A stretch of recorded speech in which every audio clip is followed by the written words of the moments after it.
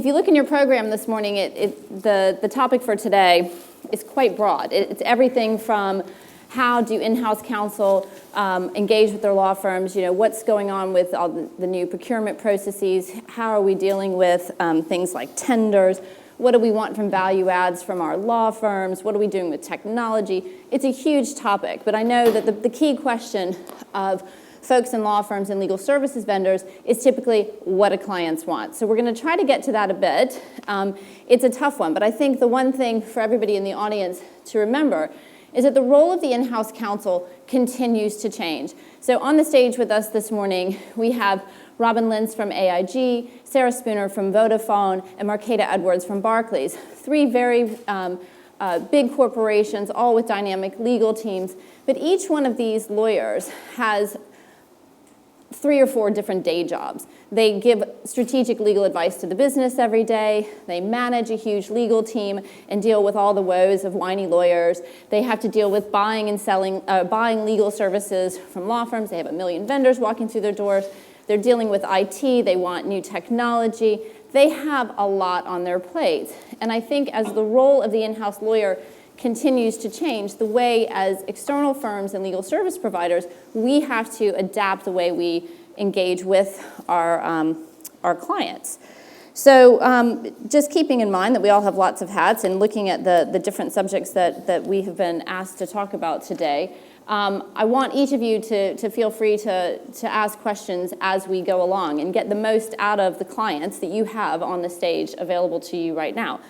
So I'm going to kick off this morning with Robin. Robin Lentz is the Associate General Counsel at AIG, responsible for the commercial lines group. And for those of you who don't know what that is, it's one of AIG's biggest product groups there is. There's commercial and consumer. So they're selling insurance to basically the world at this point, as one of the world's largest insurers. So Robin, AIG, if any of you have worked with AIG, you know this, but AIG has a really robust program for dealing with the legal team costs and things like that, and it's called the Legal Operations Center, and it was put into effect in about 2012. Can you tell us a little bit about the Legal Operations Center? What do you think the benefits are in the way you engage with firms through the LOC, and then what do you think the challenges are? So, by way of background, the LOC was introduced to bring about a more sort of sophisticated basis to go through our legal procurement processes and to engage with our law firms and to manage spend. I think one of the drivers for that in particular was the amount of money we were spending on our claims litigation management external vendors. So, as I say, the idea was to bring about a more sort of sophisticated approach, more analytical approach to how we procure legal services. And I think it's probably common sense in the sense that in our day-to-day business we are looking to be more innovative, to deliver better solutions for our clients. So, applying that sort of mindset to how we procure our legal services made a lot of sense. In terms of the challenges, I think that we all recognise that RPR processes, reverse auctions, or whatever they may be, are a challenge. We recognise that it involves a huge investment of time and effort on part of the law firms that go through these processes. It's something that we really value, and we appreciate our law firms going through that. But it is key. I think they're not just benefits to AIG or the clients in terms of getting the best law firms on panel, the appropriate law firms on panel and managing spend, but it's a framework essentially for developing a partnership. And I think we'll probably keep coming back to this. The key thing is a partnership. And it allows the law firms to know that they're a valued partner and also basically provides a framework for maximising that opportunity within the panel.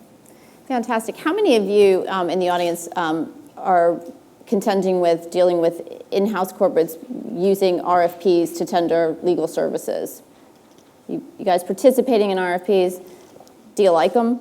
Show of hands, who likes an RFP? A good one.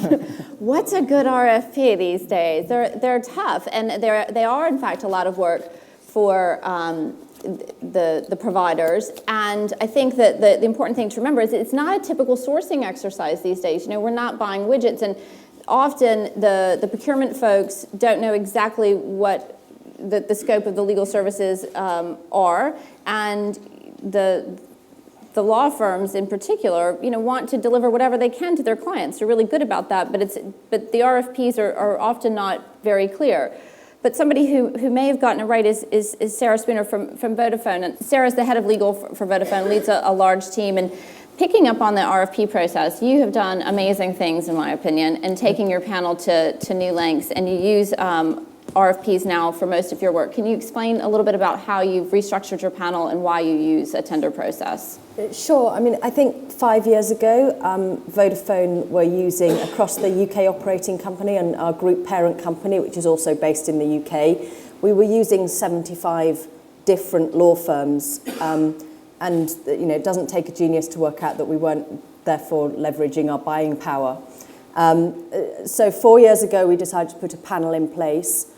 We chose 11 firms. We worked very closely with our procurement arm to help us do that. And they help us run the RFPs. A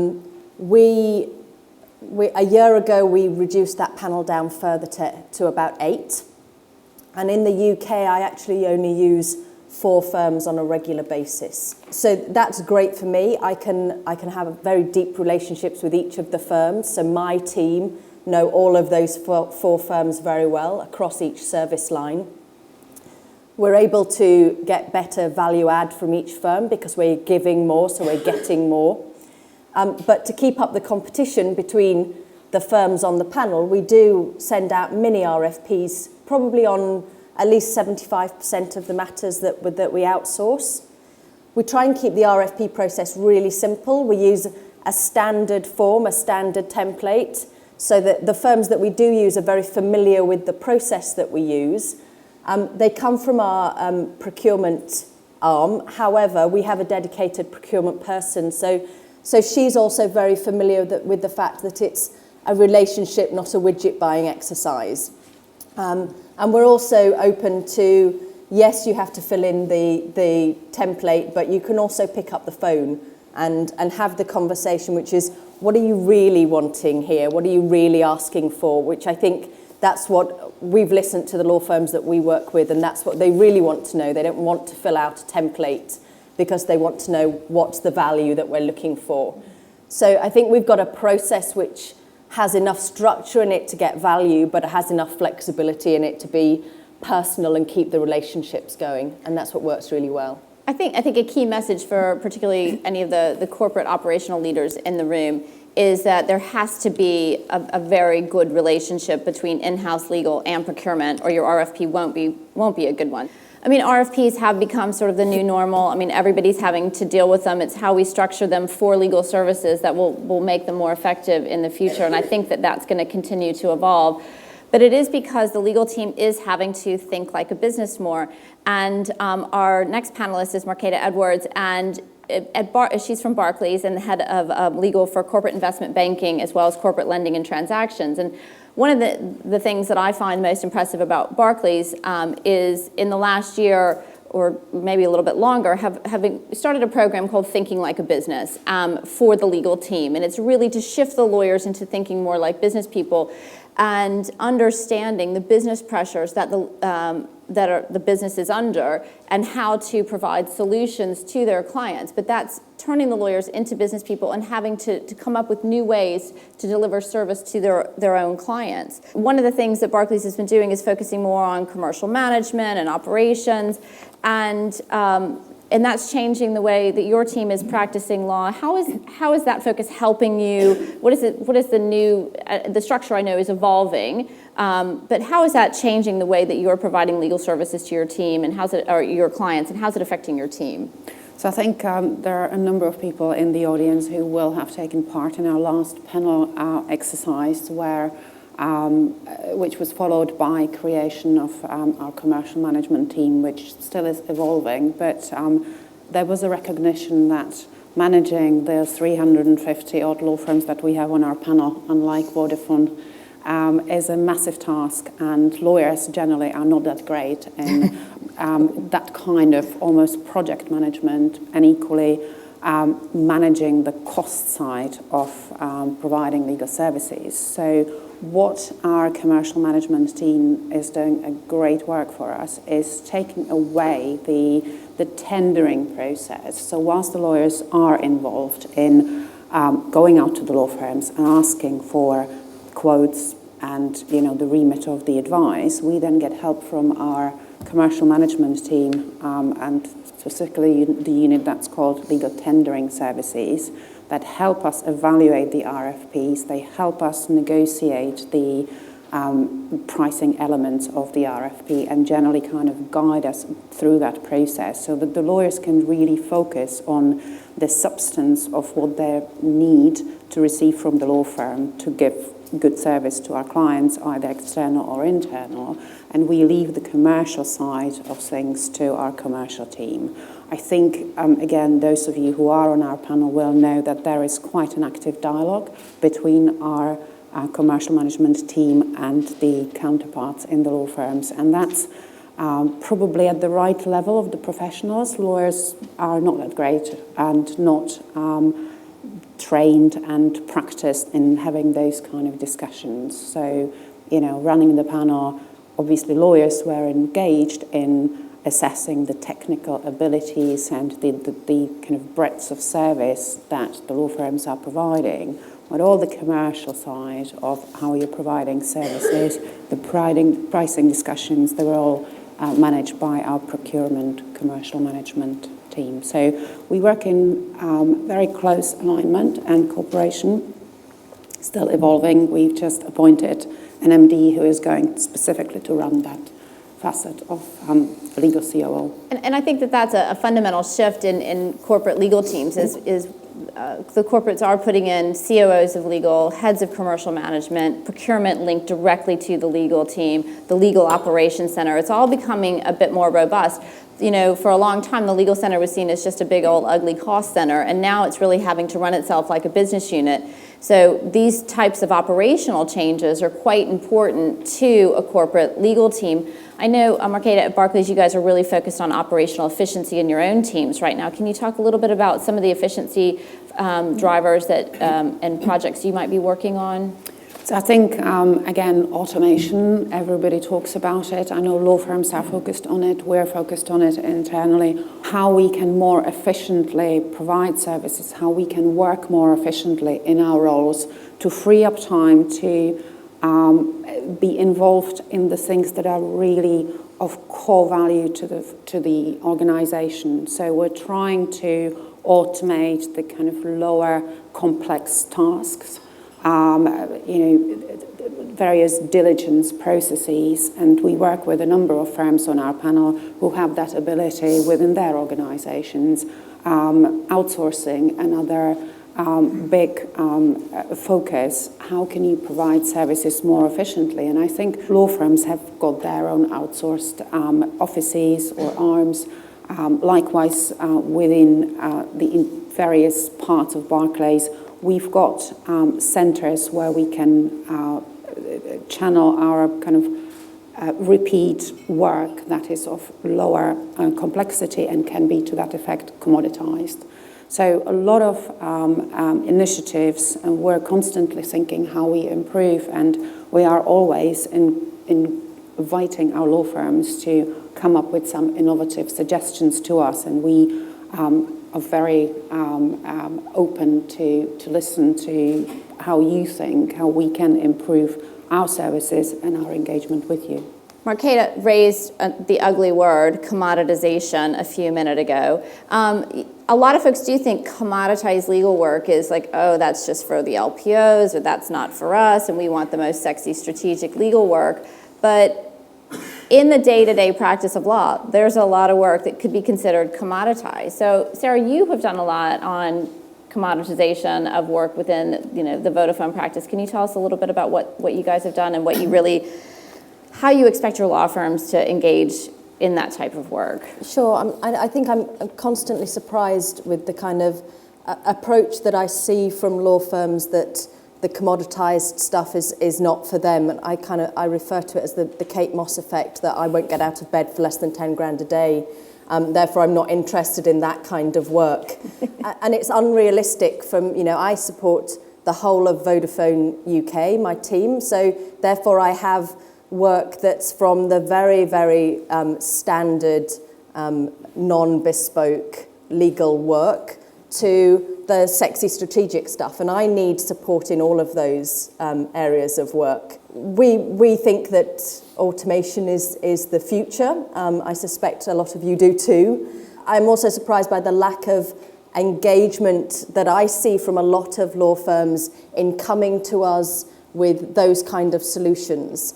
I think there is no such thing as non-profitable legal work. It's badly resourced legal work, and obviously if you put a partner doing NDAs, it's non-profitable, but if you bung it all in a tool which produces the result for you, it can be very profitable. And I think the firms that will be successful in working with us will be the ones that get that balance right. It's really important for me that our law firms understand every element of our business, and I don't think it's possible to understand that if you just take the top slice, because you will only see large transactions, the M&A side, the big deals, and that's not how a business runs. 90% of the work that runs through my team is on the more commercial transaction, customer contracts, general supplier contracts. But that's the stuff that actually leads to the sexy strategic stuff occasionally. And if you're not in the game for the standard stuff, you're less likely to be in the game for when the big job comes along. So that my expectation, I say I'm very fortunate that I work with a few law firms, but my expectation of them is that they get involved on all levels. And I look to each of them to help me with looking at better solutions, whether that be automation or helping work with other partners to provide us with the right resource for each matter. It's a really good point, because when I was practicing law and as a buyer of legal services and now working with so many corporate GCs, I hear that kind of comment over and over again. We wish our law firms would come to us with a solution, and often it's the client driving the solutions or going out and having to source their own technology, implement systems, anything from automating NDAs to different types of contracts to putting in hubs of paralegals, where we hear very often, if my law firm would do it for me, I would give them more work.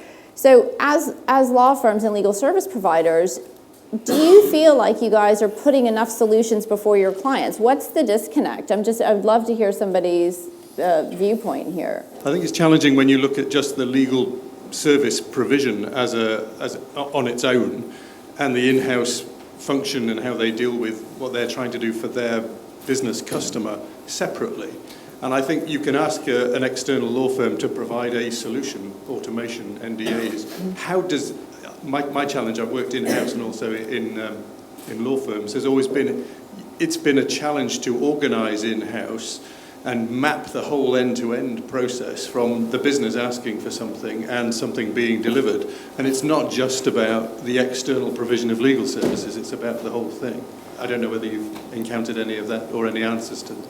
It's a tough one, and it's a combination of both of your comments, where we have to work with the client to understand sort of what their business needs are, how you can help them operationally. But I think the clients, from what I'm hearing, is they're looking for the law firms to show up at the door and go, look, we do this, we do it this way, we think it could really help you. And what I hear from law firms a lot is, it would have to be bespoke for this client and bespoke for that client. It wouldn't be cost effective for it because we'd be doing it 100 different ways. But I think that there's a new dialogue to be had where we change discussions about the hourly rate to a more proper commercial relationship with our law firms. Sarah's got 4 law firms. She can go say, look, we want to have a strategic, understanding of what we do and how we can do business together. Barclays has got commercial management folks now really looking at that, and whether they're there yet, maybe not, but will they? Absolutely. And if you're on the Barclays panel, look out. And for AIG, you guys, I mean, with the Legal Operations Center, I mean, that's one arm of what you're doing, but the lawyers still have a lot of discretion on who they engage with, and you really do look for those things, and we all call them value adds from the law firm. But Robin, tell us, what kind of value add are you looking for from your law firm, and what sort of additional support other than top legal advice do you want?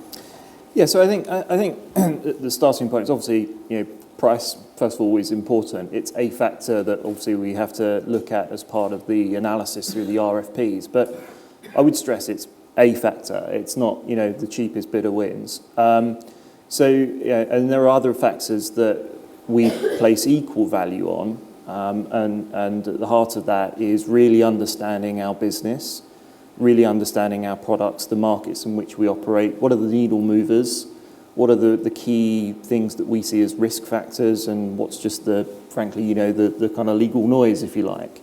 In terms of the value adds, through the panel piece, we do have a number of sort of value added activities. So whether that's secondments, that's training that's focused towards AIG.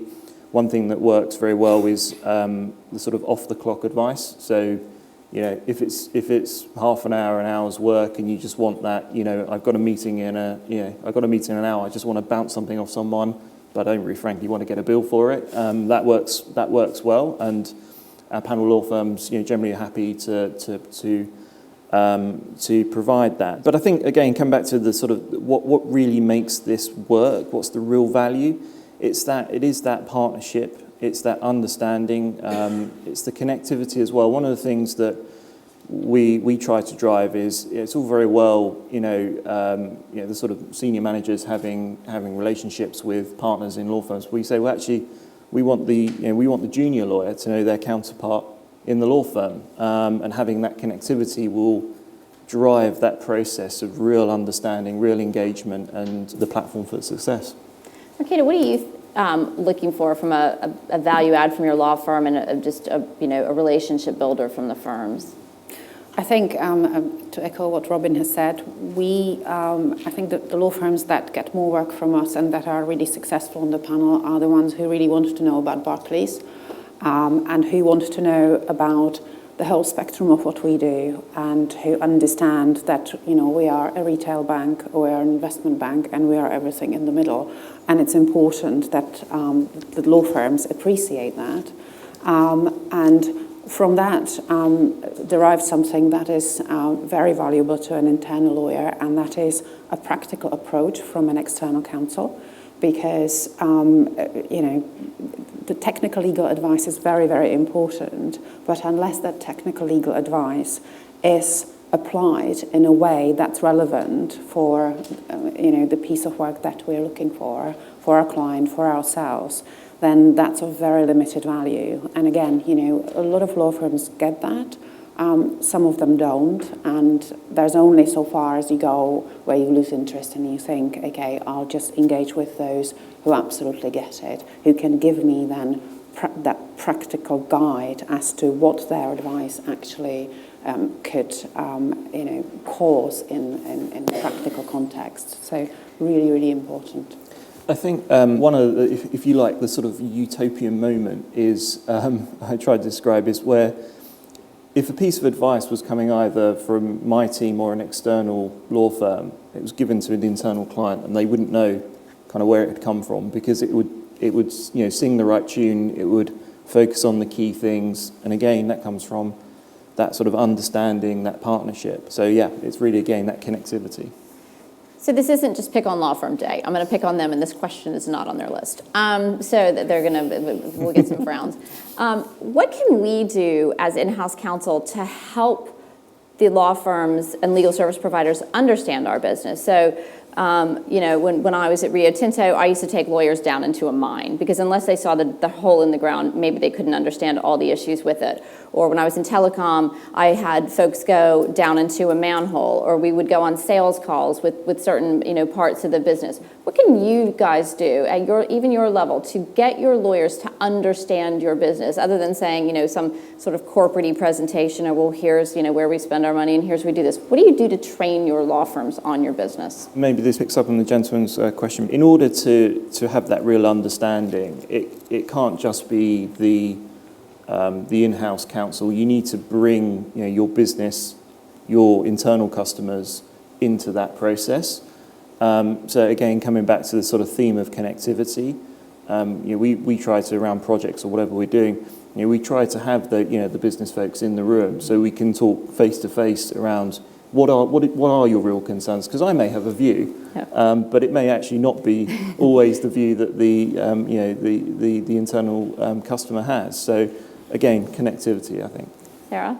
Yeah, I think we do a number of things. I think secondments and reverse secondments are a really good way of getting our people to know how both ways. So for both people to come in from our panel firms to work at Vodafone, and for some of our junior lawyers to go out and experience private practice is a really useful exercise. We also offer, we go out to some of our firms and give them product training. So for somebody to understand what an IPVPN or a WAN or a LAN, and in the basic telecoms jargon, what is it, and put it into context so when they are doing a deal, they understand that it's actually, it's connecting this cable to that cable to make telecommunications work, not just a piece of paper with a contract. And every year we have a conference where we get all our panel firms together, and we talk about the year ahead and what do we think our challenges are going to be, and how we think they can help us. And it has to be a dialogue. It can't be just one way. It has to be communication that's ongoing, I think. Marquita, would you agree with those things? And absolutely, and I wouldn't underestimate the value of secondment. It seems to me that sometimes the law firms underestimate that because we don't always see, for example, secondees who've spent time with us then cropping up on transactions that the law firm is engaged on, and that's a complete opportunity lost. What we have discussed with one of the law firms with whom we had a relationship meeting just this Monday was, why don't you have all those secondees from all your different departments talking to each other? Because, I don't know how many dozens of secondees we have from law firms at any one time, and even from one law firm. And they don't seem to know about each other, and they don't seem to talk about each other and educate each other about that particular area that they're working in compared to another one.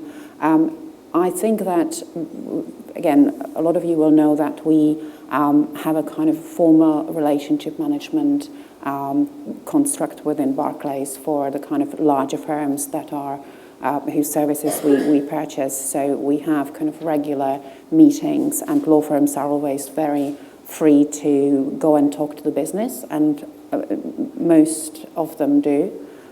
So our business is very happy to have a chat about where the direction of Barclays is going, that particular business, what the market is doing, and actually exchanging that information with the law firm. So I think the onus is on both of us to kind of do that exchange, connectivity, as you were saying. There's a lot of good work that's already happening, and so there is still something to build on, but I think there's a lot of good engagement already in our market. Now, I've recently sat through a panel review process for a global bank, and one of the pieces of feedback that we got over and over again was that the law firms didn't really understand the legal department structure or what the key drivers were, and it is incumbent on the client to communicate these things. Again, though, the problem is that everybody has a day job, and we don't think about these things, and so then we put in relationship managers, but the relationship managers may not even know exactly what the key focus of a particular lawyer might be. So it's a challenge, and I think that the whole message is. It's about communication, and we just keep, we must keep the dialogue going. And so things like panel days are really important. Things like, having, an AIG day or a Vodafone day or a Barclays day where the particular law firms might get in a team of lawyers, those sorts of things, it goes both ways. And you guys really need to think about those things, but also engaging with operations, procurement, IT. If you want to offer a technical solution to one of your corporate clients, what do you have to do to get through the security audits and everything else? It's a big mess for them, and they're under a lot of regulatory pressures for a number of different things. So just to engage with other vendors can be quite difficult. So it is helpful to have the law firms bring other solutions to the table in that regard as well. We only have a few minutes left, and so I asked each of the panelists to give like a quick and dirty, 30 seconds. What are you really looking for from your law firm? So Robin, go. So I think I had 5 words. So I said focused, commercial, cost-effective advice. So my 5 words were, make my life easier, please. I'm not sure how much I can add to it's very impressive words. I think for us, the building block is excellence of service. That has to be the given, and we wouldn't be, wanting to work with a law firm who doesn't give us that excellent service. And this flip side of it is, if a law firm isn't very proficient in a particular area, we much more appreciate if they just come up and say, look, we're not experts in this area, but we're happy to work with someone else to deliver a combined solution. Great. Well, thanks, guys. Thank you for participating. I hope the rest of the day is great. Thank you.